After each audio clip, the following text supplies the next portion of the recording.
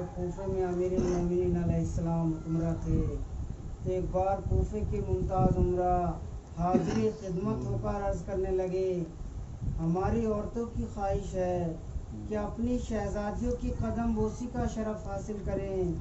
حضرت نے ان کو اجازت مرحمت فرما دی تو انہوں نے اپنے گھر جا کر اپنی بیویوں سے کہا، خوشا نصیب تمہارے کہ امیر المومنین نے شہزادیوں سے ملنے کی اجازت تم کو دے دی۔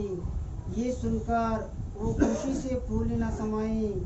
شوہروں نے کہا، اس امر کا خیال رکھنا کہ زیور اور فاخرہ لباس سے آراستہ ہو کر نہ جانا، تاکہ دختر علی و فاطمہ کو اپنے بوسیدہ لباس پر ندامت نہ حاصل ہو۔ جب یہ عورتیں بارگاہ امامت تک پہنچیں اور جناب زینب کو ان کی آمد کا حال معلوم ہوا تو آپ ان کے استقبال کے لیے دروازے پر گئیں اور اپنی چادر بچھا کر فرمایا، اس پر بیٹھیے۔ یہ سن کر انہوں نے کہا، اے دختر زہرا، ہم کنیزوں کی کیا مجال کہ اس چادر پر اپنے قدم رکھیں جو آپ کے سر مبارک پر رہنے کا شرف حاصل کر چکی ہوں۔ لیکن ایک وہ زمانہ تھا اور اب یہ زمانہ ہے کہ وہی زینب و ام کلثوم اسیران ترک و ولیم کی طرح لائی جا رہی ہیں۔ اونٹوں پر نہ کجاوا ہے نہ ماری، انتہا یہ ہے کہ سروں پر چادر تک نہیں، سر کے بالوں سے اپنا منہ چھپائے ہیں اور دشمنوں کے نرغے میں شرم سے گڑی جا رہی ہیں۔ لکھا ہے کہ جب پسر زیاد کا حکم پہنچا کہ اب قیدیوں کو شہر میں تشہیر کے لیے لاؤ تو جناب زینب نے فضہ سے کہا کہ تم شمر کے پاس جاؤ، اس سے کہو دختر فاطمہ تجھ سے 3 درخواستیں کرتی ہے۔ اے شم، مجھے سر کھلے شہر کوفہ میں جاتے شرم آتی ہے۔ اے شم، میں تیرے نبی کی نواسی ہوں، 3 باتوں میں سے کم از کم ایک ضرور مان لے، یا تو ایک چادر ہم بے کسوں کو دے دے، اس سے اپنا منہ چھپا لیں، یا ہم کو ایسے راستے سے لے چل جہاں لوگوں کا ہجوم کم ہو، اور اگر یہ بھی منظور نہ ہو تو کم از کم اتنا ہی کر کہ شہیدوں کے سر ہمارے اونٹوں کے برابر کر دے تاکہ لوگ ان کے دیکھنے میں مشغول ہو جائیں اور ہم پر نہ محرموں کی نظر نہ پڑے۔ یہ سن کر فضہ شمر کے پاس پہنچی اور سامنے جا کر دختر زہرا کا پیغام پہنچایا چاہا، لیکن اس شقی نے دائنی طرف منہ پھیر لیا اور کوئی توجہ نہ کی۔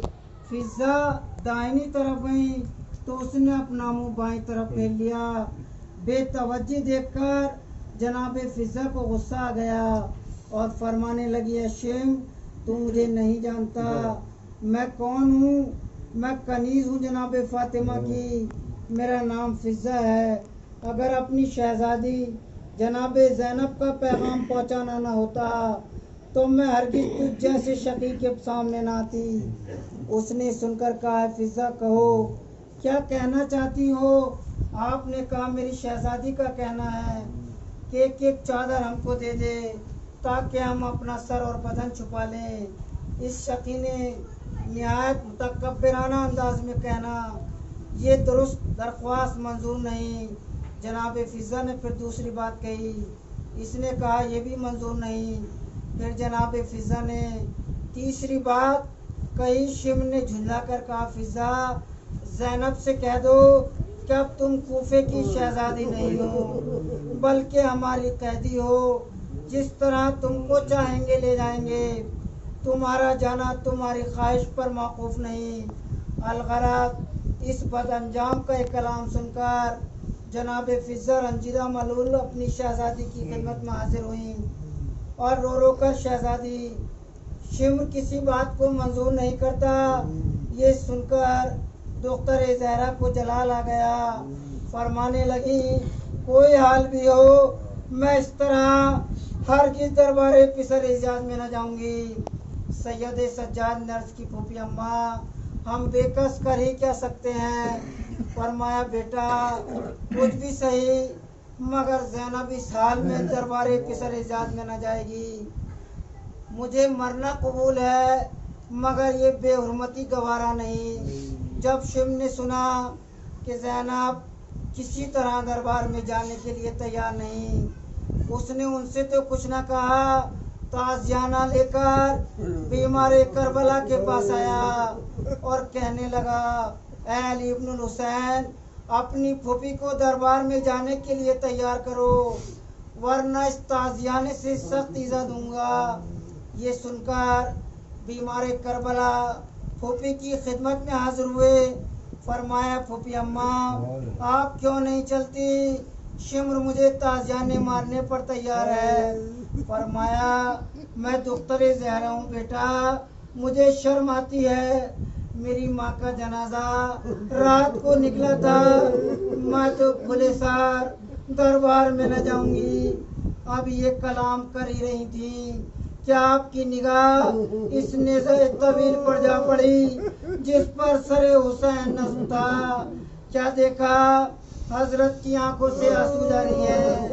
یہ دیکھ کر کھڑی ہو گئی اور کہنے لگی، بھیا آپ پر کیا تازہ ستم ہوا، کیوں زار زار رو رہے ہیں؟ فرمایا، بہن ہماری محنت رائے گا نہ کرو، جس طرح یہ اشکیاں دربار میں لے جانا چاہتے ہیں چلی جاؤ۔ یہ سن کر جناب زینب نے سید سجاد سے کہا، بیٹا شمر سے کہہ دو حاضر ہیں، لے چلو، ہمیں گمراہ لے چلو، سر پر نہیں حسین، جہاں چاہے لے چلو۔ الغرض ان ظالموں نے اہل حرم کو سوار کر کے شہر میں داخل کیا۔ اس وقت بیویوں کا شرم سے زوال تھا۔ ایک کوٹے پر بہت سی عورتیں تماشا دیکھنے کے لیے بیٹھی ہوئی تھیں۔ جناب زینب کا اونٹ جب اس کے قریب پہنچا تو ایک عورت نے جناب سکینہ کو نڈال دیکھ کر پوچھا، بی بی کیا اس بچی کا باپ زندہ ہے؟ فرمایا، نہیں، یہ یتیم ہے۔ اس نے کہا، اگر یہ بچی میرے لیے دعائیں کر دے تو میں اس کے لیے کھانا پانی لے کر آؤں، سنا ہے یہ یتیم کی دعا بہت جلد قبول ہوتی ہے۔ جناب زینب نے فرمایا، کھانے پانی کی ضرورت نہیں، ہاں جو حاجت ہو بیان کرو، میری بچی دعا کر دے گی۔ اس عورت نے کہا، پہلے یہ دعا کرا دو، میرے بچے اس طرح یتیم اور اسیر نہ ہوں۔ جناب سکینہ نے ننھے ننھے ہاتھ بلند کر کے دعا کی، مالک اس عورت کی اولاد کو ہماری طرح یتیم و اسیر نہ بنانا۔ جناب زینب نے کہا، بی بی دوسری دعا بتا۔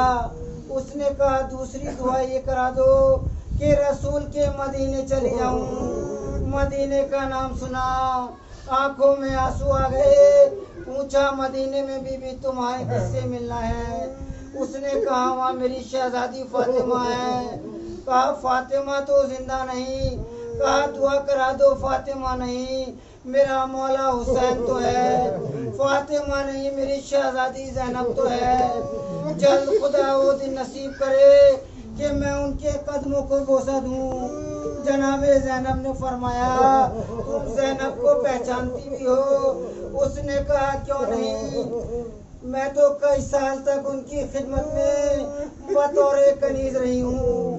جناب زینب نے اس کو پہچانا کہ وہ آپ کی آزاد کردہ کنیز حبیبہ ہے۔